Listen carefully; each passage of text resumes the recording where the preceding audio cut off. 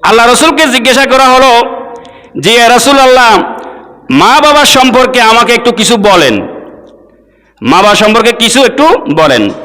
আল্লাহ রসুল বললেন, হুমা নারুকা ওয়া জান্নাতুকা, মা বাবা হলো তোমার জন্য জাহান্নাম, মা বাবা হলো তোমার জন্য জান্নাত।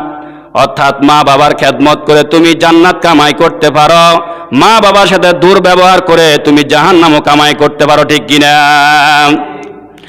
আল্লাহ রাব্বুল আমিন বলতেছেন, ওয়ালা তাকুল্লাহুমা উফিন ওয়ালা তানহারহুমা ওয়া কুল্লাহুমা কওলান কারীমা, মা বাবার সাথে এমন কোনো আচরণ করো না, মা বাবা যেন বলে উফ শব্দ বলে এমন কোনো আচরণ করো না, মা বাবাকে ধমক দিয়া কোনো কথা বলো না। যদি মা বাবাকে ধমক দিয়া কথা বলো, নাখোশ হয়ে যান, নারাজ হয়ে যান কে? মা বাবার সন্তুষ্টির ভিতরে আল্লাহর সন্তুষ্টি, মা বাবার অসন্তুষ্টির ভিতরে আল্লাহর সন্তুষ্টি, অসন্তুষ্টি হয়ে যান।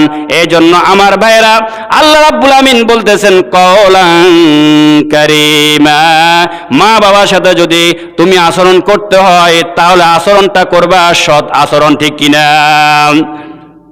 এই জন্য আমার ভাইরা, যদি কোনো একজন ব্যক্তি যদি তার মা বাবার সাথে যদি খারাপ আচরণ করে, মা বাবাকে যদি সে গালি দেয়, মা বাবাকে যদি বরণ পোষণ তাদের দিতে যদি অস্বীকার করে, তাহলে আল্লাহ পাক রব্বুল আমিন এই দুনিয়ায় তার শাস্তি দিয়ে দিবেন।